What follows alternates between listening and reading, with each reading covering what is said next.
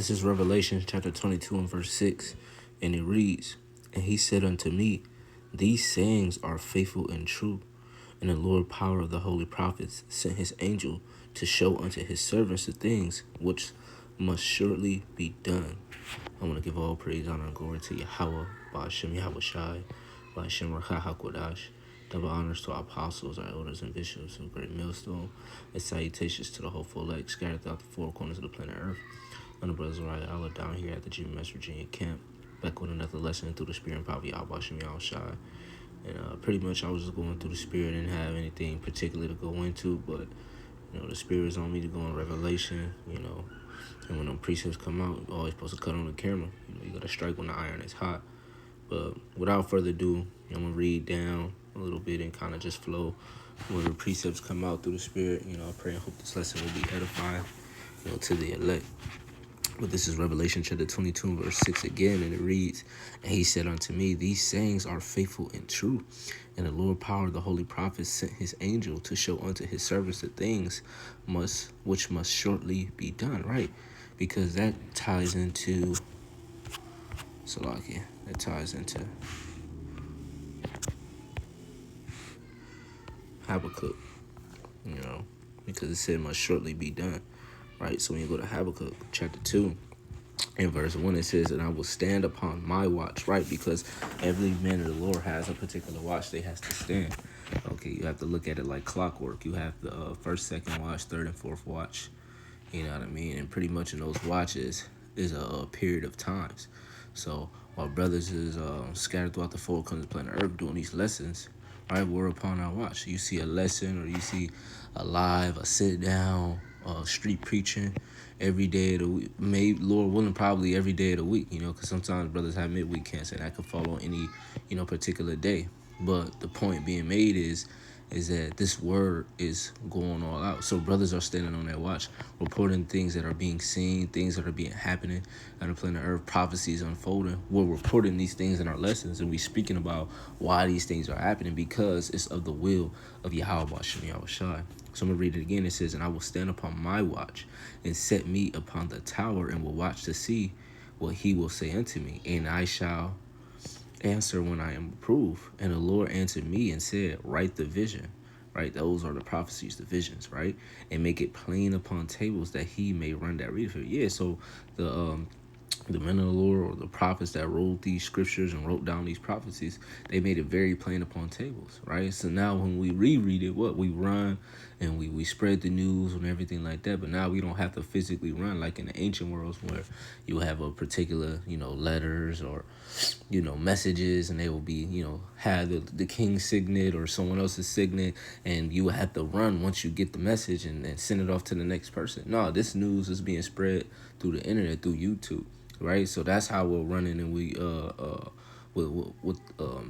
what's being read or what's being put plain upon tables. All right, we're pretty much putting on social media platforms so we can touch the elect. Okay, because this word has to reach the elect so they can be sealed.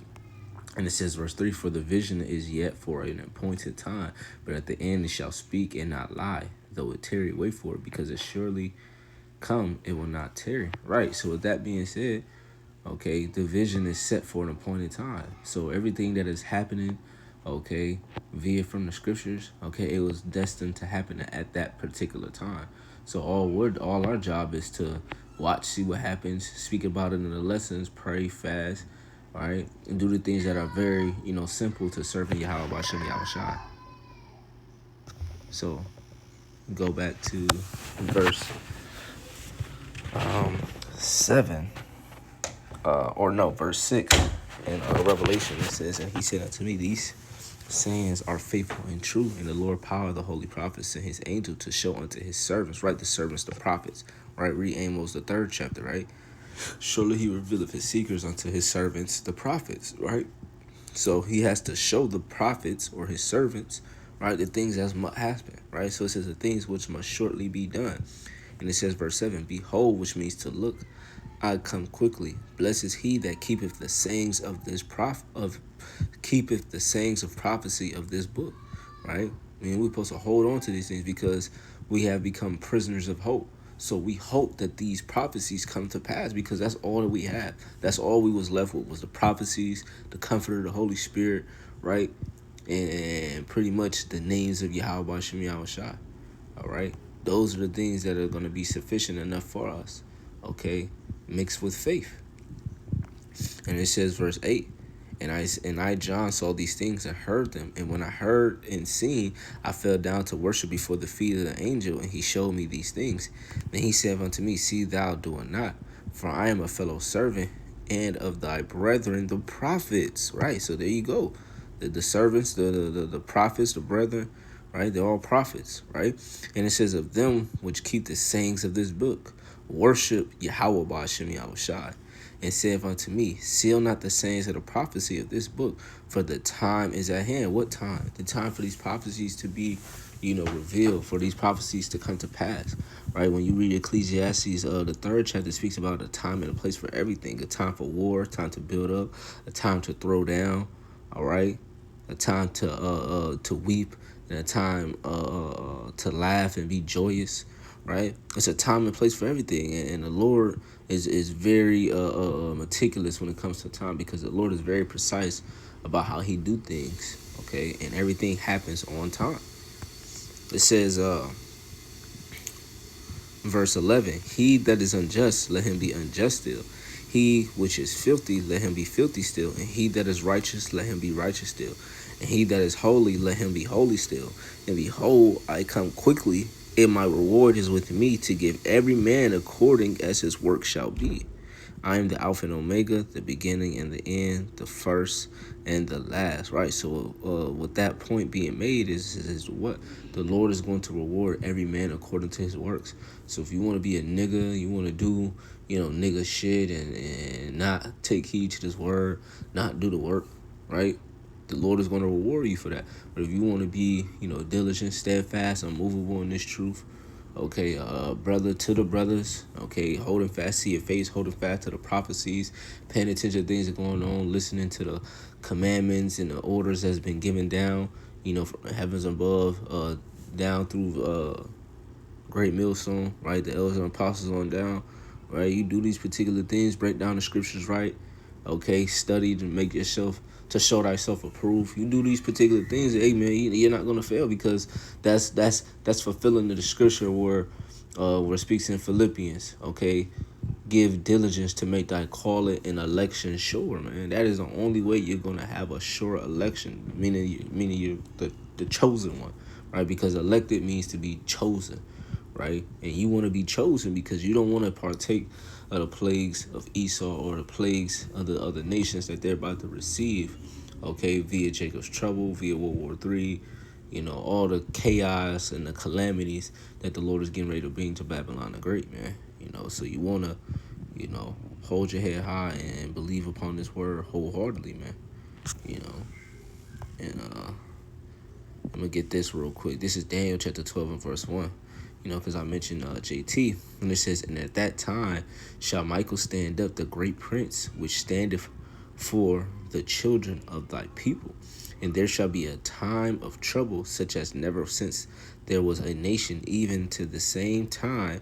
And at that time thy people shall be delivered, every one that shall be written in the book. Right? And what the book consists of? The ones that are sealed, the elect, the 144,000, and a large multitude of men, women, and children. Okay, they're going to be written in that book, right? But I want to go into the word Michael, right? Because I believe the name is Micah, right? So yeah, Maya Ka'Allah, right? Which means who is like the Most High. And it says one of the chief, the first archangels, who is described as one who stands in the time of conflict for the children of Israel, right? And yeah, so he's pretty much a war angel, all right? And he's going to be a part of those angels, or the top angels, to show that divine intervention to come through for the elect in the time of affliction. Because Esau, with his weaponry, his witchcraft, his technology, his chip, right? He's going to have all odds against us. So we're going to need Michael the archangel. We're going to need other angels and divine intervention, okay, to pretty much, help or assist us or aid us in the time of Jacob's trouble. So we just have to, hold on to the faith, hold on to these prophecies, man, because it was prophesied that these things will happen. So we just have to continue to hold on to our faith and look forward to these things, man. So with that, I pray and hope this lesson was edifying to the hopeful elect. I want to give all praise, honor, and glory to Yahweh, Ba'ashem Yahushua, Ba'ashem Rakah HaKodash, and double honors to our apostles, our elders, and bishops of Great Millstone, who rule well and teach for us sound doctrine. Peace, love, and salutation to Yakim out there doing the work with truth and sincerity. Till next time, I want to say, Kwame Yasharala, Muffable Ball, and Shalom.